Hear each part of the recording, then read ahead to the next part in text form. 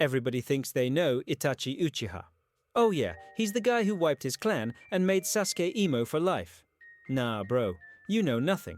Today we're diving into the databooks, the light novels, and the manga itself to reveal the real Itachi Uchiha, the man whose entire life was a contradiction, genius and failure, villain and hero, monster and savior. And trust me, it's way deeper than the sword, the mirror, and the crow memes. The myth of the Totsuka blade and Yata mirror. When people bring up Itachi, the conversation always goes back to Susanoo. The Totsuka blade and the Yata mirror, the ultimate combo. The anime made it look simple. Itachi pulls up on Orochimaru, stabs him once, sealed forever. Then he flexes a shield that supposedly blocks every possible attack. But here's what the databooks actually say. Weapons of myth, existing between reality and illusion. No origin, no mechanics, no explanation of why only Itachi had them. Some fans think these were actual god-tier artifacts, hidden in myth and channeled through his chakra. Others argue that Itachi's own spiritual power manifested them uniquely for his Susanoo.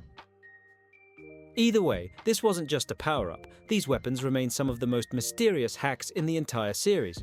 And the fact that only Itachi wielded them, it forces you to wonder, how far could his potential have gone if illness hadn't cut his life short? Itachi the child prodigy, now let's rewind. At 4 years old, Itachi was already traumatized. He personally witnessed the horrors of the Third Shinobi War, walking through battlefields littered with corpses. At 7, he graduated the academy at the very top of his class. At 8, he awakened the Sharingan. At 10, he joined the ANBU Black Ops. By 13, he was a squad leader. Think about that, barely a teenager, already commanding elite assassins. The databooks call him the greatest genius ever produced by the Uchiha clan. But here's what most people miss. Itachi wasn't obsessed with power, he was obsessed with peace. The light novel, Itachi Shinden, shows us that even as a child, he was haunted by the idea that shinobi were trapped in a cycle of endless war. That's why he seemed cold and detached to his clan. His mind was already searching for a way to break the system. The coup and the choice. This is the part people think they understand. Itachi killed his clan because he was evil. Wrong. The truth is way darker. The Uchiha were planning a coup d'etat against the Leaf leadership. The elders and Danzo were already preparing to wipe the Uchiha out preemptively.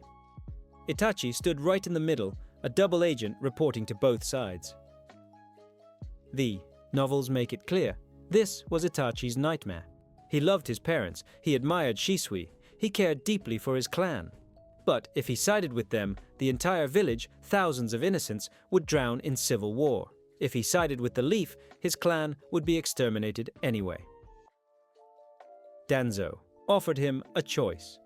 But really, it was no choice at all. Itachi accepted the role of executioner, choosing one night of horror over a generation of bloodshed. He believed by carrying this sin himself, he could preserve peace for everyone else. And the weight of that decision haunted him for the rest of his life.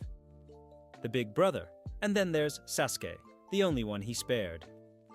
Every glare, every insult, every genjutsu, carefully engineered to push Sasuke down a single path, the path of revenge. The databook puts it clearly. He burdened himself with disgrace so that Sasuke could walk in the light. Their final fight isn't really a battle. It's Itachi's farewell letter, written in fists and fireballs. Every move calculated so Sasuke could believe he won with his own strength. And in his final moments, after years of hatred and lies, all Itachi could do was smile. Poke his brother's forehead one last time and collapse. That gesture alone revealed the truth. He never stopped being Sasuke's big brother. Legacy. Itachi's death wasn't the end of his story. When Kabuto revived him with Edo Tensei, we saw the real Itachi, free from illness, free from secrets. And instead of just fighting, he taught. His final gift was Izanami, a genjutsu that forces you to relive your mistakes in an endless loop until you finally accept them.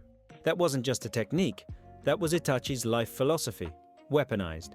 He carried his sins silently, he accepted the truth of his actions, and he wanted others to learn to do the same. Even after death, Itachi Uchiha was still teaching lessons, still shaping the shinobi world, still protecting Sasuke. Outro. Tease.